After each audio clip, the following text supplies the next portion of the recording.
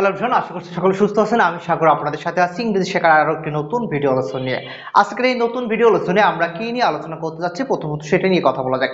আজকে আমরা কথা বলবো ইংরেজিতে যে সেন্টেন্স আছে, সেন্টেন্স গুলোকে অর্থ এবং গঠন অনুযায়ী বিভক্ত করা হয় 5 এবং 3। সেটি কিভাবে একটু বোঝানোর চেষ্টা করি। দেখুন, অর্থ অনুযায়ী ইংরেজিতে 5 প্রকার সেন্টেন্স আর গঠন অনুযায়ী 3 প্রকার।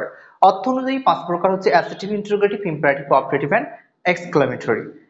অন্যদিকে গঠন অনুযায়ী সিম্পল, কমপ্লেক্স এন্ড কম্পাউন্ড। আজকে আমরা মূলত কথা বলবো অর্থ অনুযায়ী যে 5 প্রকার বাক্য আছে ইংরেজিতে, সেই বাক্যগুলোর এক্সপ্লেনেশন করার চেষ্টা করব, বর্ণনা দেওয়ার চেষ্টা করব এবং শেখার চেষ্টা করব। সো আমরা কথা না বলে ভিডিওটি শুরু করি। প্রথমত দেখুন, আমরা বলছি অর্থ অনুযায়ী বাক্য বা সেন্টেন্স 5 প্রকার। আমরা লিখলাম প্রথম বাক্য হচ্ছে অ্যাসার্টিভ। অ্যাসার্টিভ, তাই না? Assertive sentence. এখন অ্যাসার্টিভ সেন্টেন্স কি কাজ করে? আমি বলছি there is a post office in this village.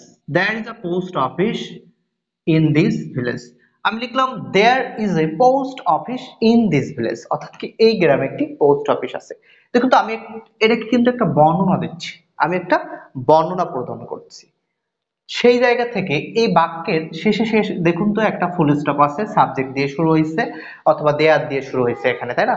দেয়ার অথবা সাবজেক্ট দিয়ে শুরু হতে পারে এবং হচ্ছে বা লাস্টে কি থাকবে, ফুল স্টপ থাকবে। এতটুকু না বুঝলাম আপনার হবে, আপনি বুঝবেন যে অ্যাসার্টিভ সেন্টেন্স সবসময় হচ্ছে বর্ণনামূলক তথ্য দিয়ে থাকে, সে বিবৃতি দেয়, স্টেটমেন্ট দিয়ে থাকে। তাহলে আমরা দেখলাম there is a post office in this village, এইটি হচ্ছে কি করে, এই বাক্য দ্বারা হচ্ছে স্টেটমেন্ট প্রকাশ করা হয়, স্টেটমেন্ট। আপনি জাস্ট এতটুকু মনে রাখলে হবে যে অ্যাসার্টিভ সেন্টেন্সের কাজ হচ্ছে স্টেটমেন্ট দেওয়া, বিবৃতি দেওয়া, বর্ণনা প্রদান করা। যেমন আমরা বলছি হি ওয়াকস স্লোলি, সে আস্তে হাঁটছে। এটিও কিন্তু আমরা অবশ্যই বলতে পারি অ্যাসার্টিভ সেন্টেন্স। এবার আসুন ইন্টারোগেটিভ। ইন্টারোগেটিভ সেন্টেন্সের কাজকে একটু দেখি। দেখুন, ইন্টারোগেটিভ সেন্টেন্স তৈরি করতে হলে আমাদেরকে দুইটা স্ট্রাকচার লাগবে। একটা হচ্ছে অক্সিলারি ভার্ব, অক্সিলারি ভার্ব অথবা হচ্ছে WH ওয়ার্ড। WH ওয়ার্ড বলতে কি বোঝায়? হু, হোয়াট, হুইচ, হোয়েন, হাউ, এগুলোকে আমরা বলি কি WH ওয়ার্ড। ঠিক একইভাবে অক্সিলারি ভার্ব বলতে আমরা জানি do verb, have verb, be verb, এগুলোকে আমরা কি অক্সিলারি ভার্বের মধ্যে আমরা অবশ্যই নিয়ে আসতে পারি। সেই জায়গা থেকে আমি সেদিকে না যাই, কারণ আমরা ভার্বের ক্লাস করছি, আমরা সেন্টেন্সের ক্লাস করছি, সেদিকে আসি। দেখুন, অক্সিলারি ভার্ব এবং WH ওয়ার্ড, এখানে যদি অক্সিলারি ভার্ব এবং WH ওয়ার্ডকে যদি আমরা ইন্টারোগেটিভ সেন্টেন্স করতে হয়, তাহলে একে আমরা অবশ্যই প্রথমে বসাতে হবে, বাক্যের শুরুতে বসাতে হবে। সেটা কিভাবে দেখি, আমি বলছি আর ইউ রেডি, তুমি কি প্রস্তুত? Are you ready. তারপর বলছি হু আর ইউ। দেখুন তো, দুইটা বাক্যের স্ট্রাকচার একটু খেয়াল করুন। প্রথমে আছে কি অক্সিলারি ভার্ব, তারপর আছে কি WH ওয়ার্ড। বাক্যের শুরুতে অক্সিলারি ভার্ব অথবা WH ওয়ার্ড দিয়ে শুরু হবে এবং বাক্যের শেষে জিজ্ঞাসাবোধক চিহ্ন থাকবে, ইন্টারোগেটিভ সাইন থাকবে, তাহলে অবশ্যই তাকে আমরা ইন্টারোগেটিভ সেন্টেন্স বলতে পারি। দেখুন, এই বাক্য দ্বারা মূলত কি করা হচ্ছে, কোশ্চেন করা হচ্ছে। অবশ্যই মনে রাখবেন যে ইন্টারোগেটিভ সেন্টেন্স কাজ করে হচ্ছে কোশ্চেন করতে। ইন্টারোগেটিভ সেন্টেন্স কিসের কাজ করে? কোশ্চেন করার ক্ষেত্রে হচ্ছে ইন্টারোগেটিভ সেন্টেন্স কাজ করে থাকে। তাহলে আমরা প্রথমত দেখলাম অ্যাসার্টিভ সেন্টেন্স কাজ করে স্টেটমেন্টের, ইন্টারোগেটিভ সেন্টেন্স কাজ করে কোশ্চেন করার জন্য। Assertive, interrogative. এবার আসি আমরা ইমপারেটিভ। ইমপারেটিভ সেন্টেন্স কি কাজ করে?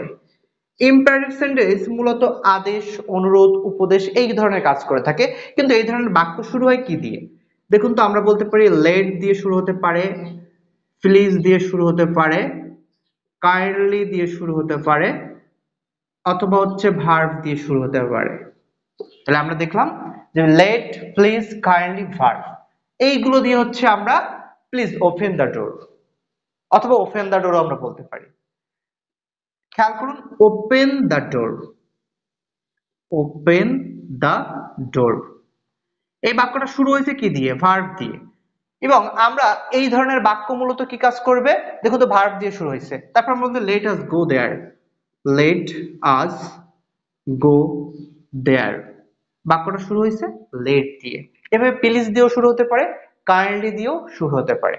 এই জন্য আমরা মনে রাখবো যে এই ধরনের বাক্য শুরু হবে সাধারণত কমান্ড করার ক্ষেত্রে, কোনো কিছু রিকোয়েস্ট করার ক্ষেত্রে। তাহলে আবারও বলছি যে ইম্পারেটিভ সেন্টেন্স কি কাজ করবে, ইম্পারেটিভ সেন্টেন্স কাজ করবে হচ্ছে আমাদের কমান্ড প্রদান করতে কাজ করবে, রিকোয়েস্ট করতে কাজ করবে, রিকোয়েস্ট করার ক্ষেত্রে অথবা সাজেস্ট করবে, কোনো কিছু উপদেশ প্রদান করবে। এই ধরনের আমরা যেমন বলি নেভার টেল এ লাই, এটা কিন্তু একটা সাজেস্ট করছে আমাদের, তাই না? অর্থাৎ এই যে তিনটা সেন্টেন্স দেখলাম, অ্যাসার্টিভ সেন্টেন্স স্টেটমেন্টের কাজ করে, ইন্টারোগেটিভ সেন্টেন্স কোশ্চেন করার কাজ করে, ইম্পারেটিভ সেন্টেন্স কাজ করে কমান্ড, রিকোয়েস্ট অর সাজেশন। এবার আসি অপারেটিভ। অপারেটিভ সেন্টেন্স কি কাজ করে?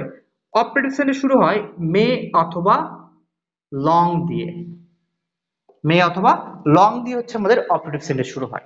এই বাক্য শুরু হবে লং লিভ দ্য কিং, আমরা বলছি লং লিভ দ্য কিং, আমরা যেমন লিখলাম লং লিভ দ্য কিং। আমরা বলছি may you be happy in your life, যে may you be happy in your life.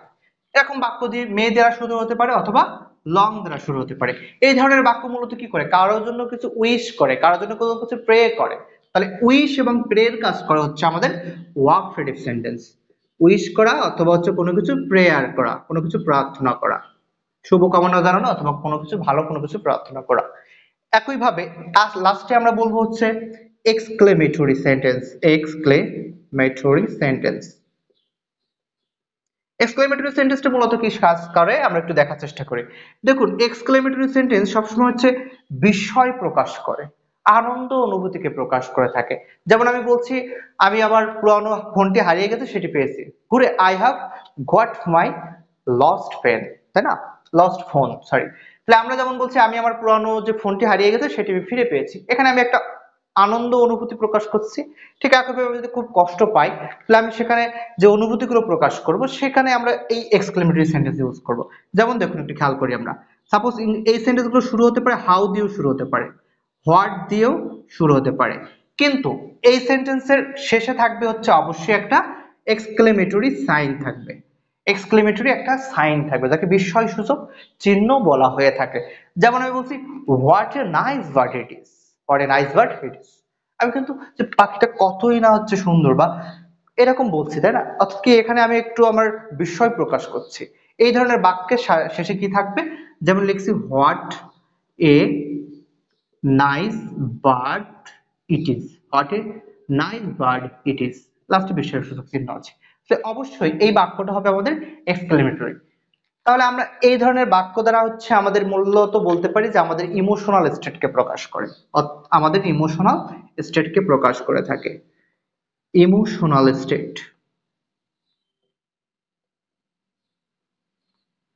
এখন আমরা আরেকটু খেয়াল করি ভালো করে যে এখানে দুইটা সেন্টেন্সকে চেনা খুব ইজি, লাস্টে জিজ্ঞাসাবোধক চিহ্ন থাকবে আর এই বাক্যের হচ্ছে লাস্টে এক্সক্লেমেটরি সাইন থাকবে। আর অপারেটিভ সেন্টেন্স শুরু হবে মে অথবা লং দিয়ে, আর ইম্পারেটিভ সেন্টেন্স শুরু হবে ভার্ব দিয়ে, লেট দিয়ে অথবা হচ্ছে আমাদের প্লিজ অথবা কাইন্ডলি দিয়ে শুরু হবে। কিন্তু কোন সেন্টেন্স কি কাজ করে এটা যদি বুঝি তাহলে আমরা কিন্তু সেই সেন্টেন্সে সেই বাক্য লিখতে পারবো। তাহলে অ্যাসার্টিভ সেন্টেন্স কাজ করে স্টেটমেন্টের, ইন্টারোগেটিভ সেন্টেন্স কাজ করে কোশ্চেনের, ইম্পারেটিভ সেন্টেন্স কাজ করে command, request or suggestion, operative sentence কাজ করে উইশ করা অথবা কোনো কিছু প্রে করা, এক্সক্লেমেটরি সেন্টেন্স কাজ করে ইমোশনাল স্টেটকে প্রকাশ করতে। সো এই পাঁচটা সেন্টেন্সকে যদি আপনি বুঝেন ভালো করে তাহলে আপনার যে কোনো বাক্য লেখার ক্ষেত্রে আপনি যখনই আপনি যদি কোনো প্রশ্ন করতে চান তাহলে মনে রাখবেন আপনাকে ইন্টারোগেটিভ সেন্টেন্সে লিখতে হবে। এখন ইন্টারোগেটিভ সেন্টেন্স শুরু হয় কি দিয়ে, অক্সিলারি ভার্ব অথবা ডাব্লিউএইচ ওয়ার্ড দিয়ে শুরু হয়, তাহলে সেই ফরম্যাটে আপনাকে লিখতে হবে। যদি কোনো ইমোশনাল স্টেটকে প্রকাশ করেন তাহলে আপনাকে বুঝতে হবে যে আমাকে অবশ্যই এক্সক্লেমেটরি সাইন দিয়ে বাক্য শেষ করতে হবে এবং এক্সক্লেমেটরি সেন্টেন্সে লেখার স্ট্রাকচার অনুযায়ী বাক্যটা লিখতে হবে। অর্থাৎ আপনাকে বুঝতে হবে যে আপনি কি লিখতে যাচ্ছেন এবং সেটা কোন অবস্থাকে প্রকাশ করে। উইশ আর প্রে করতে চাইলে অপারেটিভ সেন্টেন্সে লিখতে হবে। অর্থাৎ আপনি যদি এইগুলো একটু ভালো করে বুঝেন এবং সেগুলোকে যদি আপনি কনভার্ট করতে পারেন তাহলে আপনার বাক্য লেখা অনেক ইজি হবে। অর্থাৎ গঠনের চেয়ে আমাদের আগে জানা উচিত, রুলসের চেয়ে আমাদের অবশ্যই মনে রাখবেন ইংরেজিতে আমাদের আগে জানা উচিত যে এর ইনসাইটেশন কি, এর দর্শনটা কি, যে আমরা এইটা কেন শিখছি এবং এটা শিখলে আমরা কোথায় এটাকে কাজে লাগাতে পারবো, এই ব্যাপারটা আগে প্রথমে আমাদের জানতে হবে। তাহলে ইংরেজি গ্রামার শেখাটা আপনার কাছে সহজ হবে এবং হচ্ছে অনেক ইফেক্টিভ হবে। তো আজকের ভিডিও লেসনটি এই পর্যন্ত। আমরা এর পরবর্তী ভিডিও লেসনে সিম্পল কমপ্লেক্স কম্পাউন্ড নিয়ে আলোচনা করব। সেই পর্যন্ত সেই ভিডিও দেখার আমন্ত্রণ জানিয়ে এখানে শেষ করছি। Thank you very much for watching this lesson. Stay safe.